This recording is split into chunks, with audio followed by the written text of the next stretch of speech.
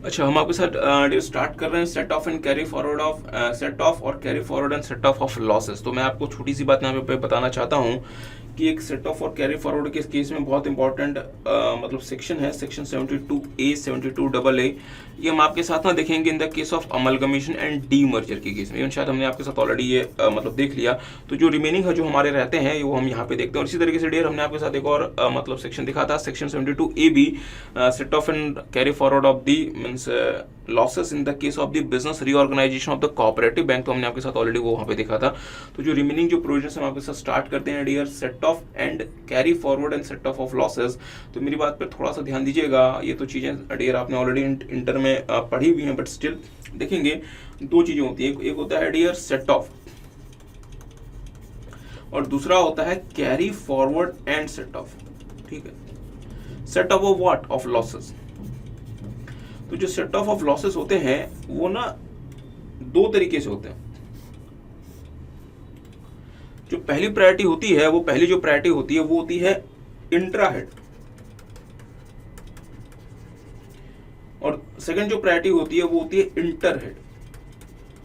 तो intra head के बारे में जो प्रोविजंस हैं these are covered in section 70, और इंटर हेड के बारे में जो प्रोविजंस हैं these are covered in section 71, section 71। ठीक है, तो लेट्स से इंट्रा हेड और इंटर हेड सेट ऑफ के बाद भी अगर लॉसेस रह गया, फिर से अगर इंट्रा हेड एडजस्टमेंट और इंटर हेड एडजस्टमेंट के बाद भी अगर मतलब लॉसेस रह गए, then the losses has to be carried forward, then the losses has to be carried forward to the succeeding assessment years where such losses has to be set off। But अगर आप let's say losses को carry forward करते हैं set off के लिए to the succeeding assessment years, उस case में dear friends जो लॉसेस आपने कैरी फॉरवर्ड किया है वो लॉसेस सिर्फ उसी हेड ऑफ इनकम के साथ सेट ऑफ हो सकता है जिस हेड ऑफ इनकम का वो लॉस बिलोंग करता है। ठीक बात है। अच्छा, तो पहले बात कर लेते हैं dear intra head set off. तो मेरी बात पे ध्यान दीजिएगा, what I mean by the term intra head set off. Let's say कि अगर हम बिजनेस की बात करते हैं तो लेट्स से आप तीन बिजनेसेस करते हैं, B1 B2 B3।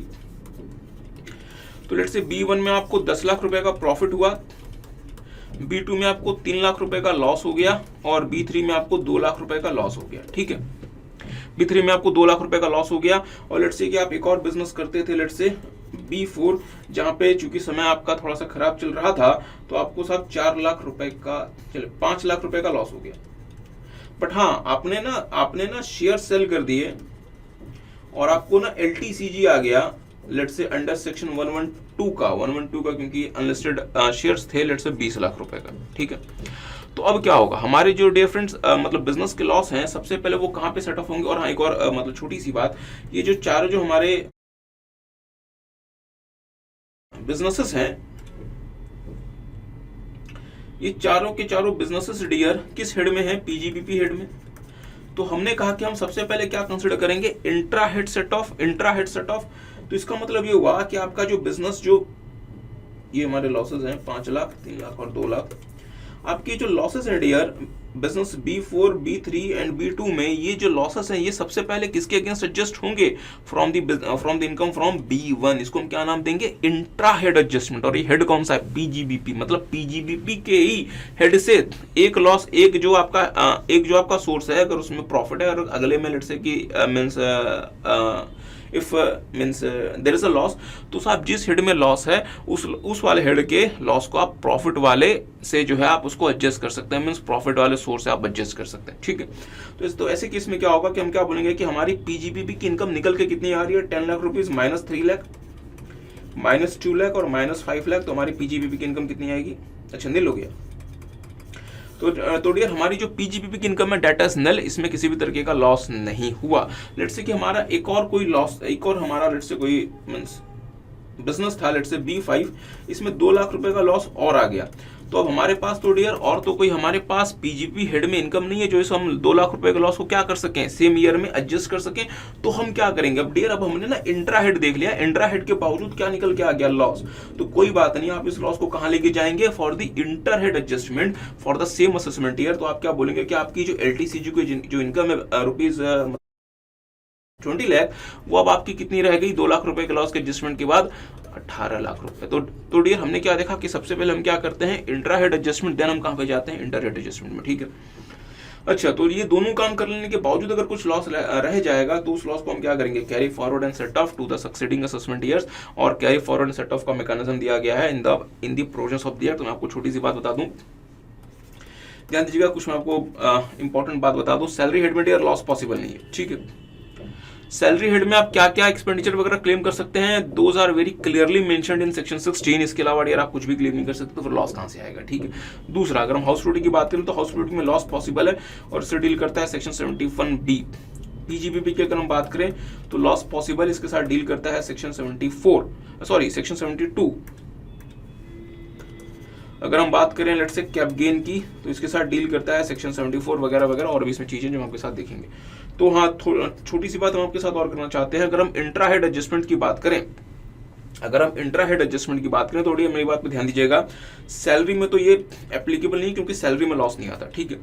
अगर हम हाउस प्रॉपर्टी की बात करें तो डियर एक हाउस प्रॉपर्टी की one source of house means एक हाउस प्रॉपर्टी से जो लॉस है वो आप किसी दूसरे हाउस प्रॉपर्टी के प्रॉफिट से एडजस्ट कर सकते हैं।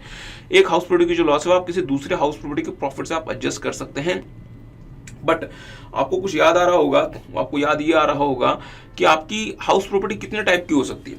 सर, हमारी हाउस प्रॉपर्टी सेल्फ ऑक्यूपाइड हो सकती है, लेट आउट हो सकती है, या फिर पार्टली सेल्फ ऑक्यूपाइड हो सकती है, पार्टली मींस लेट आउट हो सकती है, वगैरह वगैरह। अच्छा, लेट आउट हाउस प्रॉपर्टी से डियर लॉस आना पॉसिबल नहीं है, लेट आउट हाउस प्रॉपर्टी से लॉस आना पॉसिबल नहीं है, ऐसा नहीं सोचना आपको। Loss let out house property से भी लॉस आ सकता है, क्योंकि लेट आउट हाउस प्रॉपर्टी के केस में डियर फ्रेंड्स आप अनलिमिटेड इंटरेस्ट क्लेम कर सकते हैं सेक्शन 24B के हिसाब से। But self occupied house property से क्या लॉस आ सकता है? हाँ, सेल्फ ऑक्यूपाइड हाउस प्रॉपर्टी से भी लॉस आ सकता है, बट मैक्सिमम कितना, जनरली डियर 2 लाख रुपए, क्योंकि आपको 2 लाख रुपए से ज्यादा का जो यहाँ पे इंटरेस्ट का है जो वो क्लेम अलाउ नहीं होता। और लेट आउट से भी आपका लॉसेस आ सकते हैं। और अगर आपने पार्टली लेट से सेल्फ ऑक्यूपाइड किया, अगर आपने पार्टली उसको means you have means rented out, इस केस में भी लॉस आ सकता है। तो हाउस प्रॉपर्टी में डियर फ्रेंड्स आप इंट्रा हेड एडजस्टमेंट कर सकते हैं without any issue. House property में आप इंट्रा हेड एडजस्टमेंट कर सकते हैं विदाउट एनी इशू, ठीक बात है। बात करते हैं पीजीबीपी की, ध्यान दीजिएगा। बिजनेस हमारे डियर जनरली 4 तरीके के हो सकते हैं जो कि लॉ मेकर्स ने बताया, और वो 4 तरीके के बिजनेस कौन कौन से हो सकते हैं। एक तो हो सकता है डियर स्पेक्यूलेशन बिजनेस, एक हो सकते हैं स्पेसिफाइड बिजनेस 35 AD वाले, एक हो सकते हैं कि हम हॉर्स रेसेस वगैरह कराते हैं, वो भी हमारा क्या एक तरीके का मींस बिजनेस। और इन तीनों के अलावा हमारा क्या हो सकता है, नॉर्मल बिजनेस। तो लेट्स से अगर ये 3 हमारे नहीं है तो हमारा क्या बन गया, नॉर्मल बिजनेस, ठीक है। बहुत ध्यान से है तो ये चारों बिजनेस ही बट इंटरेस्टिंग बात ये है कि अगर आपको लेट्स से स्पेक्यूलेशन बिजनेस में लॉस आता है तो आप उस लॉस को बाकी किसी बिजनेस से सेट ऑफ नहीं कर सकते। Same case is with the specified business, same case is with the horse racing business. Are you guys getting?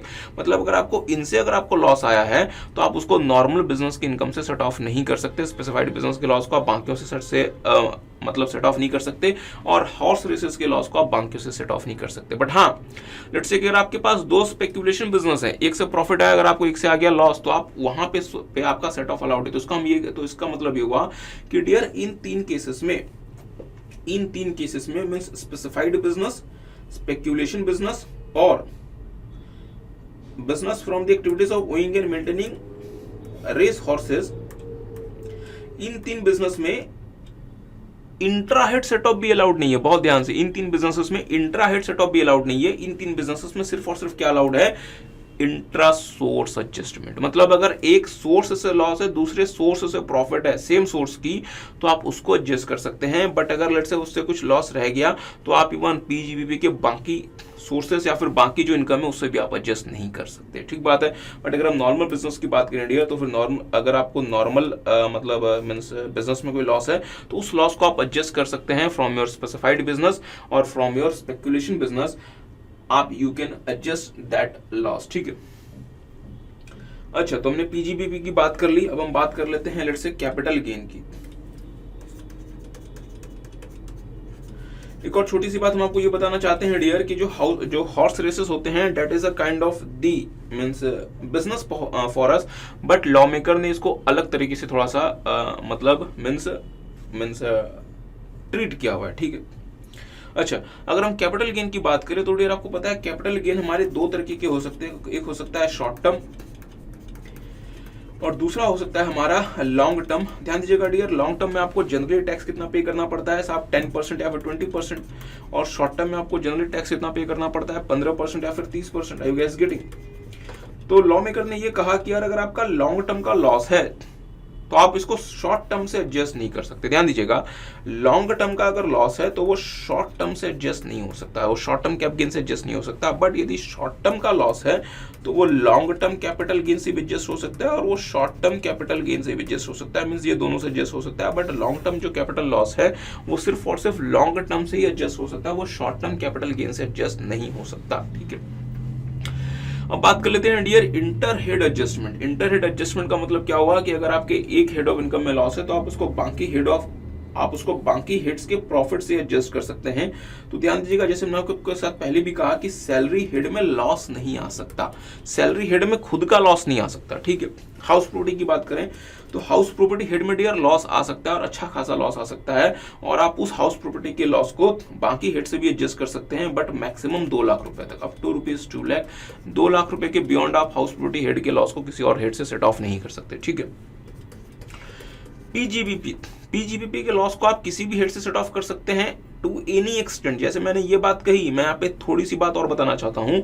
हम ये बात कह रहे हैं डियर नॉर्मल बिजनेस के कॉन्टेक्स्ट में। तो अगर पीजीबीपी अगर आपका लेट से है relating to your specified business, speculation business या फिर हॉर्स रेसेस वाला, वो आप किसी और हेड से सेट ऑफ नहीं कर सकते। बट अगर इनके अलावा अगर आपका कोई लेट से मींस पीजीबीपी है तो वो आप बाकी किसी भी हेड से सेट ऑफ कर सकते हैं एक्सेप्ट सैलरी। मींस सैलरी वाले हेड से आप पीजीबीपी के लॉस को सेट ऑफ नहीं कर सकते, और आप एक्सेप्ट सैलरी आप किसी भी हेड से आप एडजस्ट कर सकते हैं और टू एनी एक्सटेंट। ठीक है, नॉर्मल वाला जो पीजीबीपी का लॉस है वो आप किसी भी हेड से एडजस्ट कर सकते हैं एक्सेप्ट सैलरी और टू एनी एक्सटेंट। ठीक है, अच्छा हम बात करते हैं कैपिटल गेन की। तो ध्यान दीजिएगा डियर फ्रेंड्स, जो कैपिटल गेन जो हेड होता है, कैपिटल गेन हेड का लॉस किसी दूसरे हेड ऑफ इनकम से सेट ऑफ नहीं हो सकता, बट किसी दूसरे हेड का लॉस कैपिटल गेन के इनकम से सेट ऑफ हो सकता है। मतलब क्या हुआ? मतलब ये हुआ कि अगर आपका हाउस प्रॉपर्टी का लॉस है, उस लॉस को आप कैपिटल गेन के इनकम से सेट ऑफ कर सकते हैं, चाहे वो शॉर्ट टर्म हो, चाहे वो कैपिटल गेन कैसा हो लॉन्ग टर्म। बट चूंकि हाउस प्रॉपर्टी के साथ एक क्या लगी हुई डिफरेंस, मतलब रिस्ट्रिक्शन, जो ये कहती है कि हाउस प्रॉपर्टी के लॉस को हम 2 लाख रुपए से ज्यादा सेट ऑफ करना अलाउ ही नहीं करेंगे। पर एनी हाउ आप हाउस प्रॉपर्टी के लॉस को अप टू ₹2 लाख आप कैपिटल गेन की इनकम से सेट ऑफ कर सकते हैं। नॉर्मल वाले पीजीबीपी के लॉस को आप किसी एक्सटेंट तक आप कैपिटल गेन से आप एडजस्ट कर सकते हैं। ठीक बात है। अच्छा, पर जो कैपिटल गेन हेड का जो लॉस है, बहुत ध्यान से, जो कैपिटल गेन हेड का लॉस है वो बाकी किसी भी हेड से सेट ऑफ नहीं हो सकता। तो साहब अगर ये सेट ऑफ नहीं हो सकता तो फिर हम इसको क्या करना पड़ेगा? Carry forward. तो सेक्शन 74 कहता है कि जब आप कैपिटल गेन के लॉस को कैरी फॉरवर्ड करेंगे तो आपके पास 2 तरीके के लॉसेस है। कौन से? शॉर्ट टर्म और दूसरा है लॉन्ग टर्म।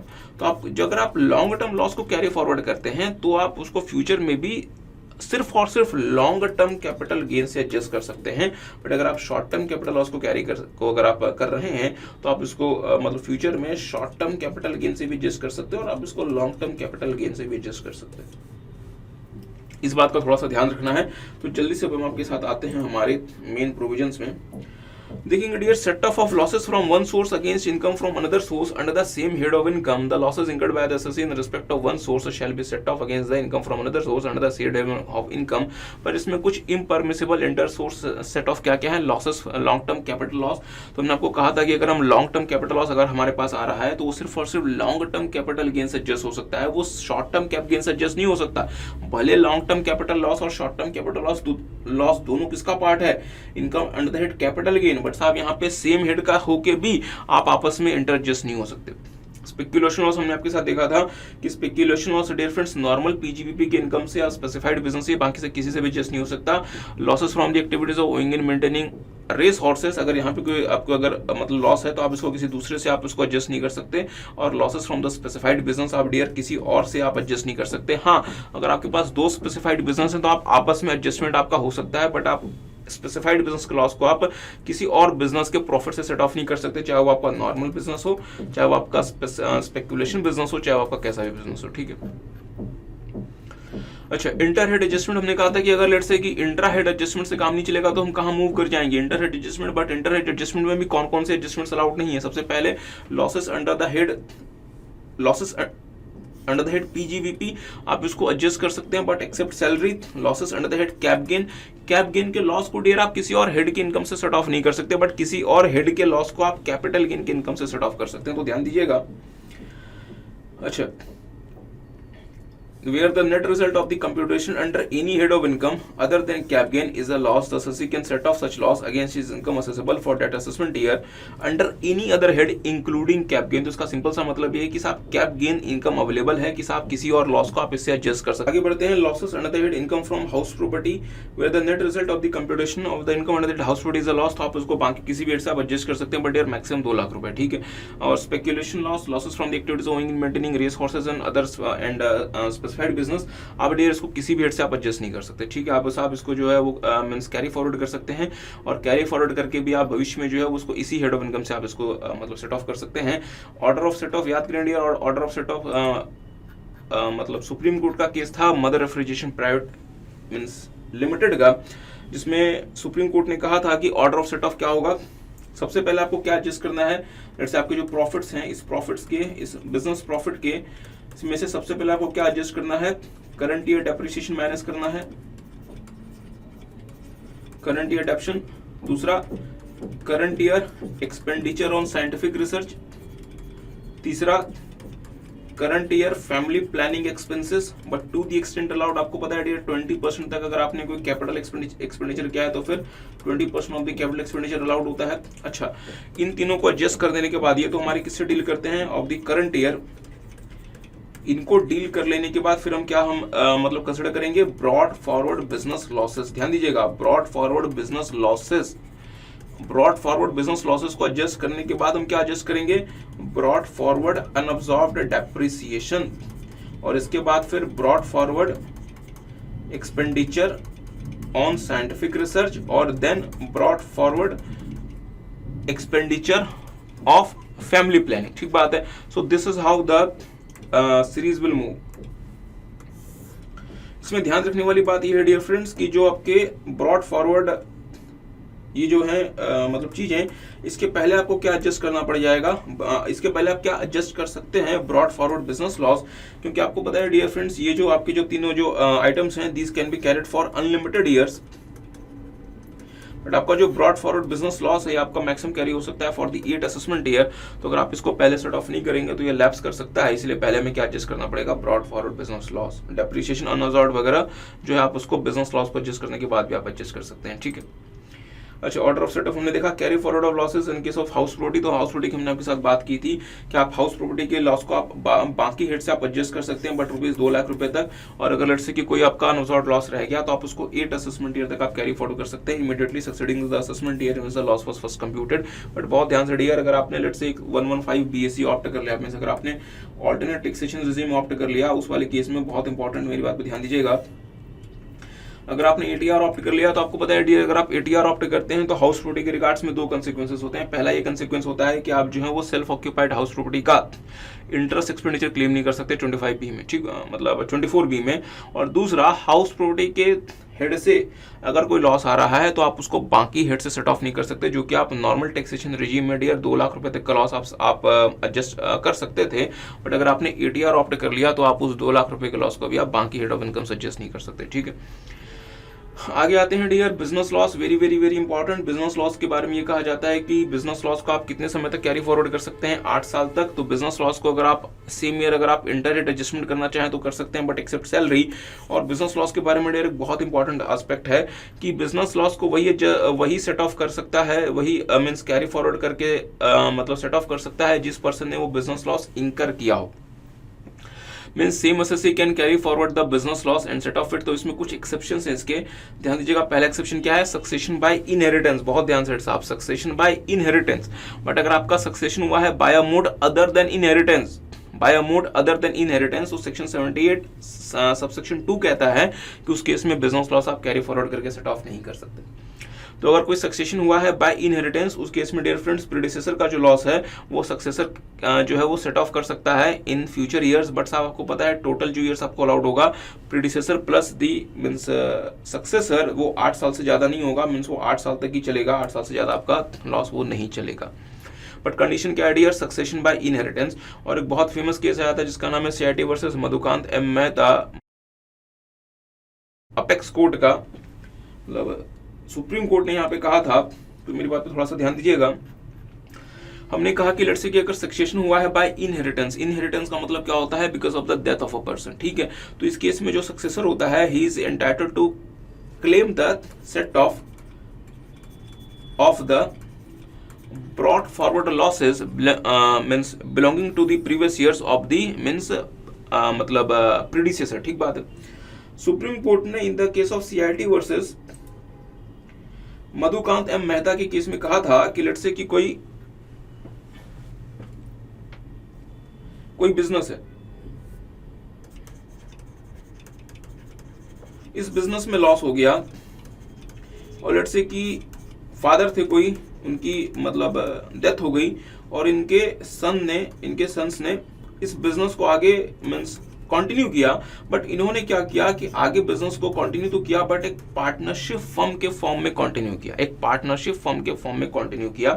तो मेरी बात पर डियर फ्रेंड्स ध्यान दीजिएगा, लॉस किस बिजनेस से बिलोंग करता था, जब वो बिजनेस कैसा था, सोल प्रोप्राइटरशिप। बट अब ये बिजनेस जिसमें जब आप सेट ऑफ लॉस को आप क्लेम करना चाहते हैं, अब ये बिजनेस कैसा बन चुका है, पार्टनरशिप। तो सवाल बनता है कि क्या अभी भी यहाँ पे सक्सेशन बाय इनहेरिटेंस का कॉन्सेप्ट लगेगा। सुप्रीम कोर्ट ने कहा था कि डियर देखिए मेरी बात पे ध्यान दीजिएगा, लोग वही हैं, father to son mean succession तो हुआ है, और कैसे हुआ है, बाय इनहेरिटेंस। जस्ट बिकॉज आपने साहब बिजनेस करने का फॉर्म चेंज कर दिया, आपको जो है डियर ये लॉसेस का सेट ऑफ आपको मना नहीं किया जा सकता, मीन्स डिसअलाउ नहीं किया जा सकता। जस्ट बिकॉज कि आपने साहब वो जो मतलब बिजनेस का जो फॉर्म है, आपने उस फॉर्म को मतलब चेंज कर दिया, आपको लॉसेस की अलाउेबिलिटी मना नहीं की जा सकती, और the losses is allowed to be carried forward, ठीक बात है। अच्छा, तो इस बात को देख ले मेरे साथ साथ। In the case of CIT versus Madhukant M. Mehta, the Supreme Court held that if the business which was being carried as a sole proprietorship is succeeded by inheritance, the legal heirs are entitled to the benefits of carried forward of the losses of the predecessor, even if the legal heir constitutes themselves as a partnership firm. The benefits of carried on set off of the losses of the predecessor would be available to them. और साहब इसका एक बहुत ही reverse case गया था, Pramod Mittal versus CIT Delhi high court. इसमें देखेंगे इन्होंने क्या कहा। लेट्स सी कि एक पार्टनरशिप फर्म थी, इस पार्टनरशिप फर्म में लॉसेस हो गए, ध्यान दीजिएगा, इस पार्टनरशिप फर्म में लॉसेस हो गए, और पार्टनर्स ने ना पार्टनरशिप फर्म को अबेंडन कर दिया, मींस डिसकंटिन्यू कर दिया। और वो पार्टनर्स जो हैं लेट्स से इसके 2-3 पार्टनर थे, मिस्टर ABC। तो पार्टनर्स ने पार्टनरशिप फर्म क्या कर दी, डिसॉल्व कर दी, मींस डिसकंटिन्यू कर दी, और जो पार्टनर्स हैं वो अपने सेपरेट हैंड्स में उन्होंने सोल प्रोप्राइटरशिप बना ली और उस बिजनेस को आगे कंटिन्यू किया। मींस इस बिजनेस को आगे कंटिन्यू तो किया गया, बट कैसे कंटिन्यू किया गया, as a sole proprietorship by the partners, means mister A, mister B और मिस्टर C, इन्होंने इस बिजनेस को as a sole proprietor continue किया। तो पार्टनरशिप फर्म के पास एक्यूमुलेटेड लॉसेस थे लेट्स से ₹30 लाख। तो क्या सवाल ये बनता है कि क्या ये जो पार्टनर्स हैं, ये क्या 10-10 लाख रुपए का लॉस जो है वो कैरी फॉरवर्ड करके सेट ऑफ कर सकते हैं। मतलब दिल्ली हाई कोर्ट ने कहा नहीं, प्रमोद मित्तल का केस है, दिल्ली हाई कोर्ट ने कहा नहीं। SSC ने कहा कि सर जी आप नहीं कैसे बोल रहे हो, देखो ना मतलब सुप्रीम कोर्ट ने in the case of Madhukant M Mehta क्या कहा हुआ है कि हमें लॉस जो है वो हम क्लेम कर सकते हैं, because it is a case of the succession by inheritance. बताएं इन्होंने इसको क्या बता दिया कि it is a case of succession by inheritance. इनको इतना भी नहीं पता कि साहब जो इनहेरिटेंस होता है वो जनरली इंडिविजुअल से डील करता है। यहाँ तो एक आर्टिफिशियल एंटिटी को आपने क्या कर दिया, मार दिया। यहाँ पे आपकी पार्टनरशिप फर्म क्या है, it is an artificial entity.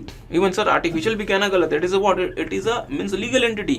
तो सर जी लीगल एंटिटी का की मतलब डेथ जो होती है इसको हम इनहेरिटेंस वगैरह नहीं कहते, इसको हम इनहेरिटेंस वगैरह नहीं कहते। तो यहाँ पे मतलब टेक्निकली अगर एक पार्टनरशिप फर्म अगर सोल प्रोप्राइटरशिप से अगर मतलब सक्सीड हो जाए, it technically does not amount to succession, it technically does not amount to succession by inheritance.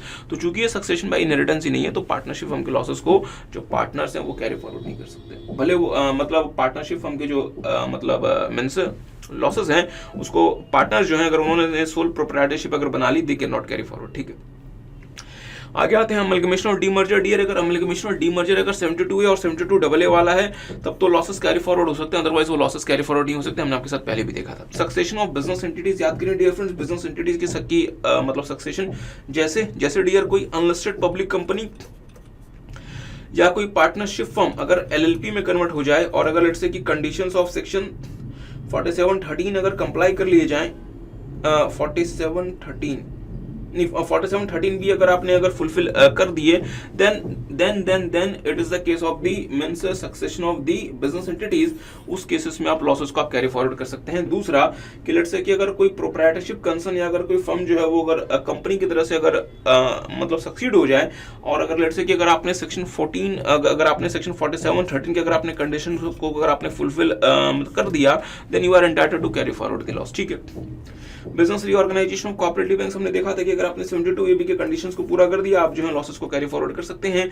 Rehabilitation of business very very very important.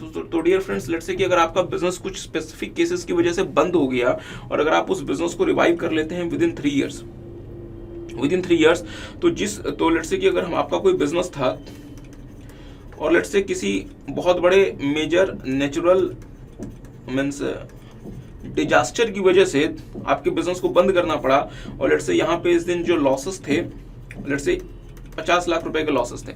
अगर आपने लेट्स से इसके 3 इयर्स अगर आपने विदिन 3 इयर्स अगर आपने इस बिजनेस को रिवाइव कर लिया, रीस्टैब्लिश कर लिया और जिस ईयर आपने इस बिजनेस को रिवाइव किया या फिर रीस्टैब्लिश किया अगर लेट्स से कि उसका कोई प्रॉफिट आता है तो इस प्रॉफिट से आप इस वाले लॉस को एडजस्ट कर सकते हैं। इस वाले प्रॉफिट से आप इस वाले लॉस को एडजस्ट कर सकते हैं। और इवन सिर्फ इतना ही नहीं, जिस प्रीवियस ईयर में आपने इस बिजनेस को रिवाइव किया उसके अगले 7 असेसमेंट ईयर्स तक भी अगर कोई प्रॉफिट आता है तो आप इस वाले लॉस को जो अनअब्जॉर्ब्ड लॉस है आप इस वाले लॉस को इस वाले असेसमेंट ईयर्स के प्रॉफिट से एडजस्ट कर सकते हैं। ये आपको ये बात कहता है प्रोवाइडेड टू सेक्शन 72(1). देखेंगे if any loss is sustained in a business which is discontinued in the circumstances given in section 33B and such business is re-established, reconstructed or revived by the assessee within 3 years from the end of the previous year of discontinuation, loss attributable to such business shall be allowed to be set off against the profits and gains of that business or any other business carried on by him and accessible for that assessment year, and the loss cannot be wholly set off the amount of the balance loss to be carried forward in the following assessment year and the so on for 7 assessment years immediately succeeding such re-establishment. The re-established business is continued to be carried by the assessee. अच्छा, circumstances referred in section 33B के साथ कौन कौन से circumstances हैं तो ध्यान दीजिएगा। कहते साहब सच डैमेज और destruction should affected as a direct result of any flood, typhoon, hurricane, cyclone, earthquake और एनी कन्वर्जन ऑफ नेचर और राइट और सिविल डिस्टर्बेंस और एक्सीडेंटल फायर और एक्सप्लोजन और action of by an enemy और action taken in combating an enemy. तो अगर ऐसे सिचुएशन में अगर आपके बिजनेस अगर लेट्स से कि बंद हो गया बट आपने इसको अगर विदिन 3 इयर्स अगर आपने उसको रिवाइव कर लिया तो डियर आप उस लॉसेस को जो है वो सेट ऑफ कर सकते हैं फ्यूचर में, प्रोवाइडेड कि आपने उस वाले बिजनेस को कंटिन्यू किया हो। ठीक है। Losses under that cap gain, तो साहब अगर कैप गेन का लॉसेस आता है तो आप उस लॉसेस को कैरी फॉरवर्ड कर सकते हैं 8 असेसमेंट ईयर तक। बट इसमें ध्यान देने वाली बात यह है कि जो आपका लॉन्ग टर्म कैपिटल लॉस होगा वो फ्यूचर में भी सिर्फ और सिर्फ लॉन्ग टर्म कैप गेन से एडजस्ट हो सकता है और अगर आपका शॉर्ट टर्म कैपिटल लॉस है तो फ्यूचर में आप शॉर्ट टर्म कैप गेन से भी एडजस्ट कर सकते हैं और लॉन्ग टर्म कैप गेन से भी एडजस्ट कर सकते हैं। ध्यान दीजिएगा। Where the loss will carry forward is a short-term capital loss, it shall be set off against any income, any cap gain, short-term or long-term. और अगर आप मान लीजिए कि if it is a means long-term capital loss, it shall be set off only against the long-term cap gain. अच्छा, आगे आते हैं losses from the activities of owning and maintaining race horses. तो अगर रेस हॉर्सेस की वजह से अगर आपको कोई लॉस आ गया है तो उस वाले लॉस को आप सिर्फ और सिर्फ जो है अगर आप रेस हॉर्सेस के इनकम से आप एडजस्ट कर सकते हैं। बट लेट्स से कि अगर वो लॉसेस एडजस्ट नहीं हुआ तो इस केस में डियर आप उसको 4 असेसमेंट ईयर तक आप सबको कैरी फॉरवर्ड कर सकते हैं, means 4 assessment year succeeding the assessment year in which the loss was first computed. और फ्यूचर में आप इस लॉस को सिर्फ और सिर्फ रेस हॉर्सेस की इनकम से आप एडजस्ट कर सकते हैं। सवाल बनता है कि लॉस क्या होता है in the case of maintaining and of owning and maintaining race horses. तो लेट्स से कि अगर आपका कोई स्टेक मनी नहीं है, जो व्यक्ति इन रेसेस को ऑर्गेनाइज करता है उसका खुद का कोई स्टेक मनी नहीं है, तो जितना भी उसने रेवेन्यू एक्सपेंडिचर इंकर किया वो सारा का सारा लॉस है। बट लेट्स से कि अगर उसका कोई स्टेक मनी है उस केस में जितना उसको स्टेक मनी मिला और माइनस कि जितना उसका रेवेन्यू एक्सपेंडिचर हुआ for the purpose of maintaining of the race horses. तो लेट्स से कि अगर आपको स्टेक मनी मिला 2 लाख रुपए का बट आपका जो रेवेन्यू एक्सपेंडिचर हो गया वो 8 लाख रुपए का है डियर, तो अभी जो 6 लाख रुपए का जो लॉस है इसको आप सेट ऑफ और कैरी फॉरवर्ड कर सकते हैं अंडर सेक्शन 74A3। ठीक है। आगे आते हैं set off and carry forward of losses in case of change in the constitution of firm और सक्सेशन। हमने आपके साथ डियर असेसमेंट ऑफ पार्टनरशिप में देखा था change in the constitution of the firm. हमने कहा था कि अगर किसी फर्म का कॉन्स्टिट्यूशन चेंज होता है दो वजहों से, पहला कि कोई पार्टनर रिटायर हो गया या किसी पार्टनर की मतलब डेथ हो गई, उस केस में डियर उतना proportion of the business loss जो कि उनसे एट्रीब्यूट करता है वो कैरी फॉरवर्ड नहीं होगा। बट साहब इसका इंपैक्ट किस में नहीं होगा? अनअब्जॉर्ब्ड डेप्रिसिएशन आप कैरी फॉरवर्ड कर सकते हैं, इसमें इसका कोई इंपैक्ट नहीं आएगा। अच्छा, succession otherwise and by inheritance हमने आपके साथ देखा था कि जो मतलब बिजनेस लॉस होता है वो कैरी फॉरवर्ड हो सकता है if there is a succession by inheritance. But let's say कि अगर सक्सेशन है by the mode other than inheritance, तो साहब उस केस में डियर फ्रेंड्स जो आपका जो मतलब पीजीबीपी का जो लॉस है that loss would not be allowed to be carried forward and set off. तो देखेंगे where any person carrying on a business और profession has been succeeded in such capacity by another person otherwise than by inheritance and such person shall not be allowed to carry forward and set off his against his income any loss incurred by the predecessor. ठीक बात है। अच्छा, carry forward and set off losses in case of closely held company, very very very important dear friends. जो closely held companies होती हैं उन वो जो है लॉसेस को तभी सेट ऑफ कर सकती हैं तो साहब जिस प्रीवियस ईयर में आपको लॉसेस सेट ऑफ करना है। लेट्स से कि प्रीवियस ईयर 22-23 में, प्रीवियस ईयर 22-23 में अगर हमें लॉसेस को मतलब सेट ऑफ करना है और लेट्स से कि हमारा जो लॉसेस है ये बिलोंग करता है प्रीवियस ईयर 2019-20 का, तो मान लीजिए कि हमारे प्रीवियस ईयर 2019-20 में हमारे लॉसेस आ गए थे ₹40 लाख और लेट्स से कि प्रीवियस ईयर 22-23 में हमारे पास लेट्स से पीजीबीपी हेड की इनकम है ₹50 लाख। तो हम चाहते हैं कि यार जो हमारा ब्रॉड फॉरवर्ड लॉस है हम आज उसको एडजस्ट कर दें। तो ऐसे वाले केस में सेक्शन 79 अट्रैक्ट कर जाएगा because it is the case of the closely held company. और सेक्शन 79 कहता है यार कि रुको आप प्रीवियस ईयर 22-23 में इस लॉस को तभी एडजस्ट कर सकते हो जब 31/3/2023 means last date of the previous year in which such loss is to be set off, or 31/3/2020 means last date of the previous year in which the loss was first computed. इन दोनों dates में 51% of the shares are being held by the same person. इन दोनों dates में 51% of the shares are being held by the same person. तो let's say कि अगर as on 31/3/2020 let's say हमारे जो शेयर होल्डिंग पैटर्न है कुछ ऐसा है, मिस्टर ए 15% ओन करते हैं, mister B let's say 30% own करते हैं, mister see let's say 20% own करते हैं और mister D let's say 20% own करते हैं। सर जी बचा कितना? 70 हो गया ना। और mister E let's say 15% own करते हैं। ठीक है, but let's say as on 31/3/2023 हमारे पास मिस्टर ए तो है 15% ओन करने वाले और मिस्टर बी भी हैं 30% ओन करने वाले।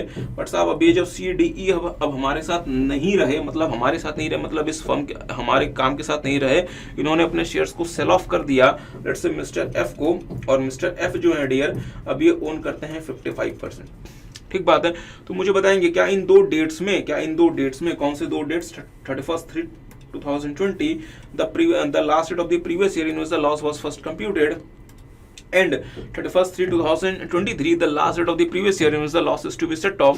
अगर इन दो डेट्स में क्या हमारे 51% of the shares are being held by the same person? नहीं सर, हमारे साथ इन दो डेट्स में हमारे कौन कौन से शेयर होल्डर्स कंटिन्यू कर रहे हैं साहब? सिर्फ और सिर्फ मिस्टर ए और मिस्टर बी, सिर्फ ये दो शेयर होल्डर्स हैं जो कि कंटिन्यू कर रहे हैं। और इन दो शेयर होल्डर्स के पास क्यूमुलेटिव होल्डिंग दोनों डेट्स में कॉमन कितनी है?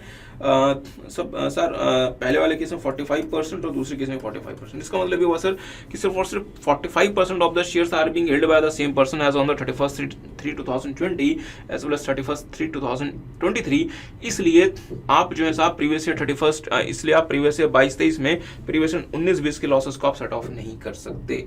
और हाँ, ये प्रोविजन एप्लीकेबल है इन case of the closely held company. ठीक है, ध्यान दीजिएगा डियर, अगर आप एलिजिबल स्टार्टअप में एलिजिबल स्टार्टअप वो एंटिटीज होती हैं जो कि सेक्शन 80 IAC में रेफर्ड है। ठीक है, अगर आप एलिजिबल स्टार्टअप हैं तो एलिजिबल स्टार्टअप के केस में भी साहब ये सेम प्रोविजन अप्लाई करता है। एलिजिबल स्टार्टअप के केस में भी ये सेम प्रोविजन अप्लाई करता है। बट चूंकि एलिजिबल स्टार्टअप में डियर आपको ना नई फंडिंग अरेंज करने के लिए आपको जो है वो अपने एग्जिस्टिंग शेयर्स को या तो सेल करना पड़ता है या आपको नए शेयर्स इशू करने पड़ते हैं इन अ वे कि आपकी एग्जिस्टिंग शेयर होल्डिंग्स आप कम हो जाती है। आपकी एग्जिस्टिंग शेयर होल्डिंग कम हो जाती है। किसी को याद हो तो फ्लिपकार्ट को जब दो लोगों ने स्टार्ट किया था, बिन्नी बंसल और सचिन मतलब बंसल, उस समय डेर इनके पास 50% शेयर्स थे बहुत इनिशियली।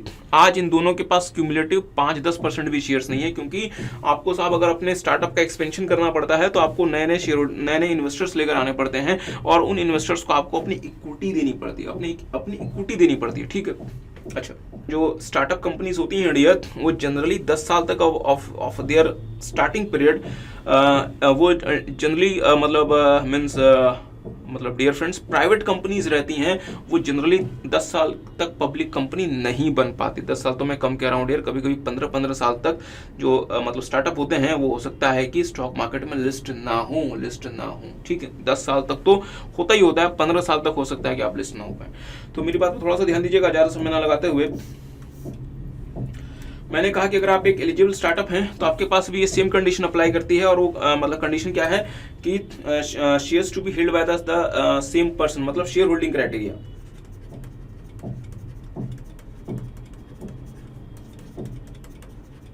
कि साहब लेट्स से कि अगर एलिजिबल स्टार्टअप ने अगर कोई लॉस इनकर किया था, तो जिस प्रीवियस ईयर में आप इस लॉस को एडजस्ट करना चाहते हैं, सेट ऑफ करना चाहते हैं, तो आपको देखना पड़ेगा कि 51% of the total shares are being held by the same person, जो कि उस प्रीवियस ईयर में भी उस प्रीवियस ईयर के आखिरी दिन भी हेल्ड करते थे जिस प्रीवियस ईयर में लॉस हुआ था। ठीक है, बट आपको नहीं लगता है कि एलिजिबल स्टार्टअप के लिए ये जो कंडीशन है बहुत ज्यादा हार्श हो जाएगी? क्यों? क्योंकि साहब आपको नए नए इन्वेस्टर्स लेकर आने पड़ते हैं, और नए इन्वेस्टर्स को आपको क्या देना पड़ता है? अपनी इक्विटी। तो साहब उस केस में तो डियर शेयर होल्डिंग तो चेंज होगी। आई यू गाइस गेटिंग? तो दूसरा हमने इसके साथ क्या क्राइटेरिया लगा दिया? Share holders criteria.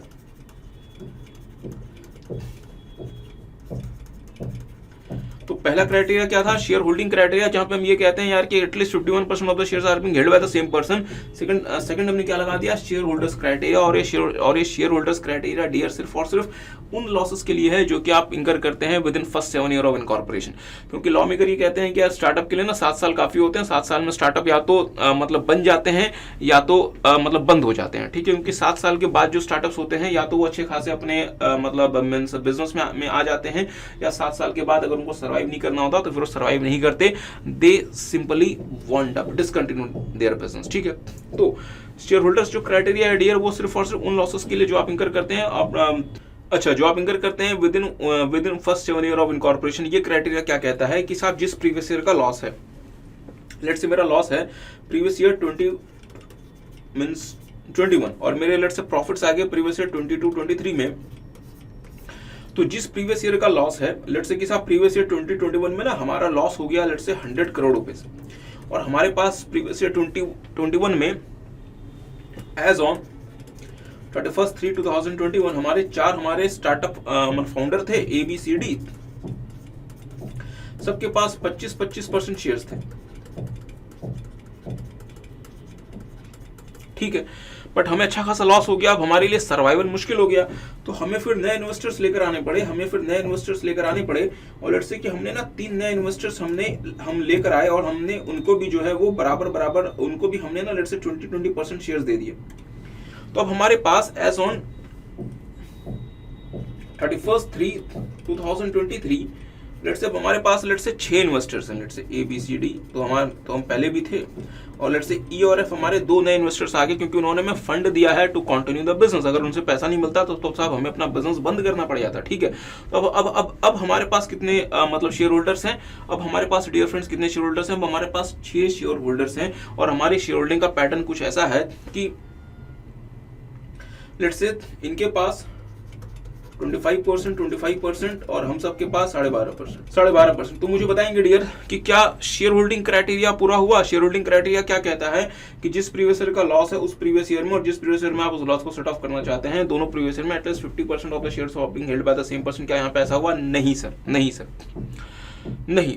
अगर जिस प्रीवियस ईयर का लॉस है ABCD, इनकी शेयर होल्डिंग 100% है, बट एज ऑन 31/3/2023 इनकी जो डियर फ्रेंड्स मतलब शेयर होल्डिंग है, it has been reduced to 50%, और इसकी वजह से हमारा शेयर होल्डिंग क्राइटेरिया हमारा पूरा नहीं हुआ। तो लॉ मेकर्स ने कहा ठीक है यार, अगर आप एक एलिजिबल स्टार्टअप हो तो हम आपको ना with in first 7 years of incorporation के लिए हम आपको एक छोटा सा मतलब रिलीफ प्रोवाइड करते हैं। और वो क्या रिलीफ है कि आप चाहो तो अपने शेयर होल्डर्स क्राइटेरिया को भी पूरा करके लॉस को सेट ऑफ कर सकते हो। शेयर होल्डर क्राइटेरिया ये है कि जिस प्रीवियस ईयर का लॉस था, उस प्रीवियस ईयर के आखिरी दिन आपके जितने भी शेयर होल्डर्स थे वो कंटिन्यू करने चाहिए, वो सारे के सारे शेयर होल्डर्स कंटिन्यू करने चाहिए। भले उनकी शेयर होल्डिंग पैटर्न चेंज हो जाए, बट वो शेयर होल्डर्स कंटिन्यू करने चाहिए, और उनके पास शेयर्स होने चाहिए। भले वो सेम शेयर होल्डिंग पैटर्न ना हो, बट उनके पास शेयर्स होने चाहिए और वो कंटिन्यू करने चाहिए उस प्रीवियस ईयर के आखिरी दिन तक, जिस प्रीवियस ईयर में आपको उस लॉस को सेट ऑफ करना है। वो बात आपको समझ आई? तो जल्दी से मेरे साथ साथ देख लें। अच्छा, In case of an eligible startup, the losses incurred by the eligible startup as referred in section 80 shall be allowed to be carried forward and set off against the income of the previous year on the satisfaction of any of the two conditions. But साहब ये जो second जो मतलब condition है ये आपकी सिर्फ उन लॉसेस के लिए जो आप इंकर करते हैं 7 years beginning from the year of incorporation of the company, और अगर 7 साल के बाद वाले जो आपके अगर मींस लॉसेस आते हैं उसके लिए सिर्फ और सिर्फ पहली मतलब कंडीशन आपको फुलफिल करनी है। और इस पहले कंडीशन के बारे में हमने आपके साथ पहले भी बात की थी, जो कि हमने आपके साथ नॉर्मल एंटिटीज के लिए देखा था। ठीक है, अच्छा, continued 100% of the share holders, 100% of the share holders, ध्यान दीजिएगा 100% of the share holders on the last date of the previous year the loss was incurred should continue to hold their shares, ध्यान दीजिएगा should continue to hold their shares, कि साहब इनके पास shares होने चाहिए, भले शेयर होल्डिंग पैटर्न चेंज हो गया उससे कोई फर्क नहीं पड़ता, शेयर्स होने चाहिए on the last date of the previous year the such loss is to be set off further such losses would have been incurred during the first year of incorporation. ठीक है, अच्छा, तो हमने देखा कि साहब सेक्शन 79 की कंडीशंस कहां नहीं लगती अगर let's say share holding pattern में चेंज होता है ड्यू टू डेथ और gift, due to amalgamation or demerger of a foreign company where the resolution plan is approved under IBC means insolvency and bankruptcy code, जहाँ पे साहब NCLT ने जो है वो कंपनी के BOD को मतलब सस्पेंड कर दिया, या फिर जहाँ पे section 242 of the companies act में डियर रिजोल्यूशन प्लान अप्रूव हो गया, या फिर अगर चेंज इन शेयर होल्डिंग होती है due to relocation of offshore fund to IFSC, इसकी थोड़ी सी बात कर लेते हैं। लेट्स से कि हमारी एक ऑफशोर फंड है या फिर लेट्स से एक सिंगापुर बेस्ड फंड है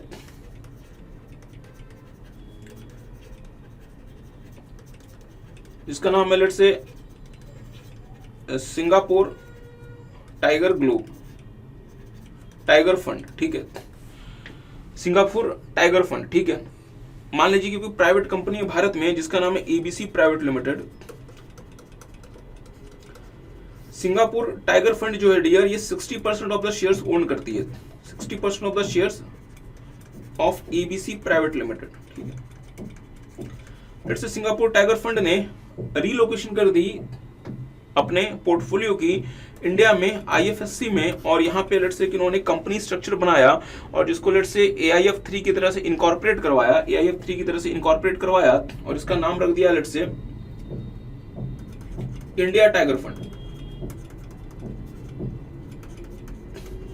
और अपने सारे के सारे एसेट्स पोर्टफोलियो को, जो भी इनके पास एसेट पोर्टफोलियो था,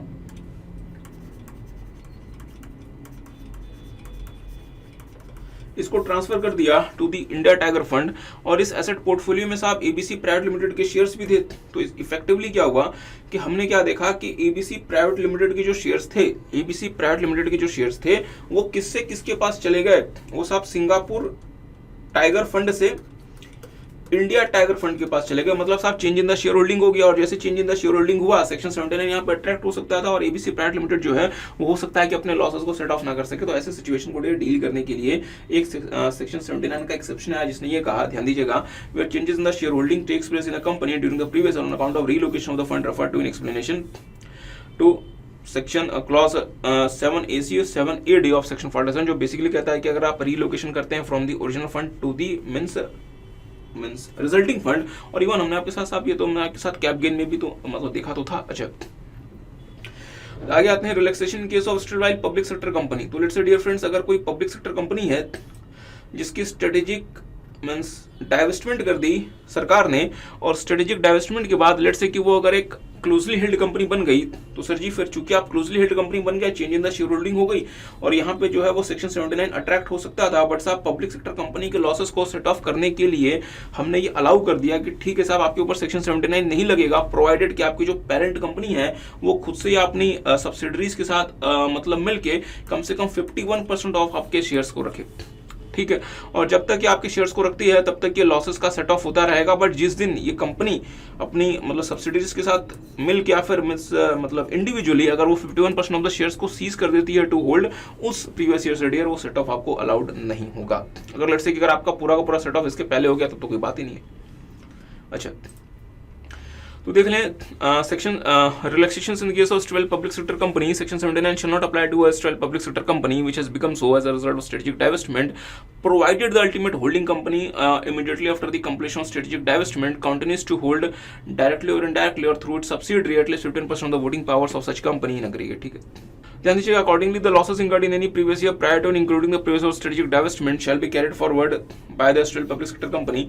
this relaxation however will cease to apply from the previous year when the ultimate holding company ceases to hold directly or indirectly through its subsidiaries 15% of the voting powers of the Israel public sector company. तो साहब जिस previous year में आपने 15% of the shares आपने loose कर दिया hold करना, तो उस प्रीवियस ईयर से आप जो लॉसेस को आप सेट ऑफ नहीं कर सकते. Submission of return on loss हमने देखा था कि साहब सेक्शन 8 रीड विद सेक्शन 139 वो कहता है कि यार दो लॉसेस को छोड़ के, एक तो अगर आपके हैं अनअब्जॉर्ब डेप्रिसिएशन, उसके लिए रिक्वायरमेंट नहीं है, और अगर आपका loss under the head PG under the head house property, अगर आपको इन लॉसेस को कैरी फॉरवर्ड करना है, कौन कौन से business loss, speculation business loss, specified business, या फिर कैप गेन, या फिर owning and activity of owning and maintaining horse races, अगर आप इसको कैरी फॉरवर्ड करना चाहते हैं तो आपको within the due date अपना आईटीआर फाइल करना पड़ेगा. अगर आप ऐसा नहीं करते तो आप उन लॉसेस को आप कैरी फॉरवर्ड नहीं कर सकते.